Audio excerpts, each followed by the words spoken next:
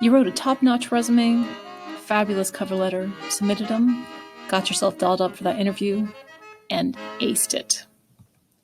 What now? Well, your potential employer might ask you for a references list. What's that you say? Well, a references list will look something like this. It'll have your name and contact information at the top, formatted like your resume, so that they look like a set. Then you're going to include the names and contact information of 3 to 5 people who can say something good about you.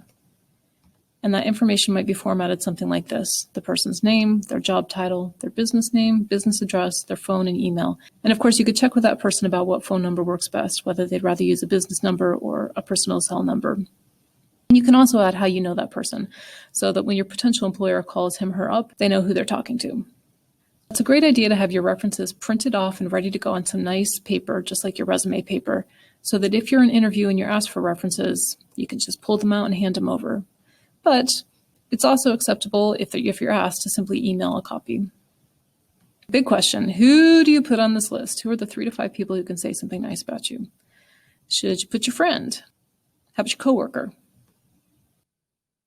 How about a fellow student? No. How about grandma? Surely grandma could say something nice about you. Nope. You need to put people in that references list who are not just your good friends and buddies, but people who have worked with you in some professional capacity or school capacity, who can speak to your work ethic, how well you do a job, how frequently you show up, that kind of stuff.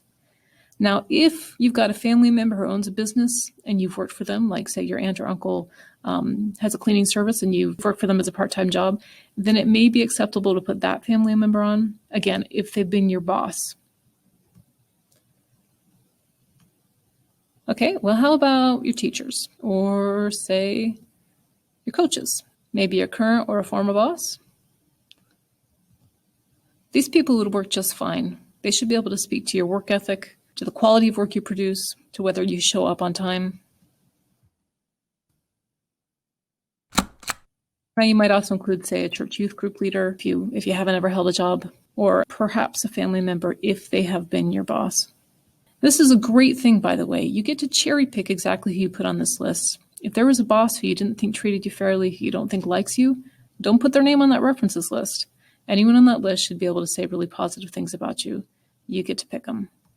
Now, if you're thinking, I can't come up with 3 to 5 people who could say something good about me, then this is a great time to do a little self-examination and think about trying to build those relationships and show that work ethic so that you do have people willing to say good things about you. There are a few matters of basic courtesy you need to keep in mind when making a references list. First, you need to ask the person whether he or she will be a reference for you. Give him or her a copy of your latest resume. Let them know what good things you've been doing. And then, of course, you should ask which contact information you should include. Now, if you forget to do this, you could run into trouble. Perhaps that person won't even answer the phone. Perhaps they don't remember you quite as well as you remember them. Or maybe you thought they had something good to say about you, but they really don't.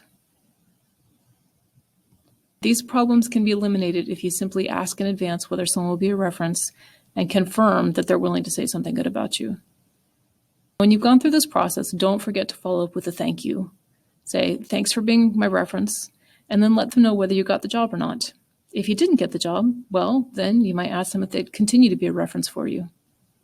Saying thank you is always a good idea. It's not just a matter of professional courtesy, it's just a general good thing to do.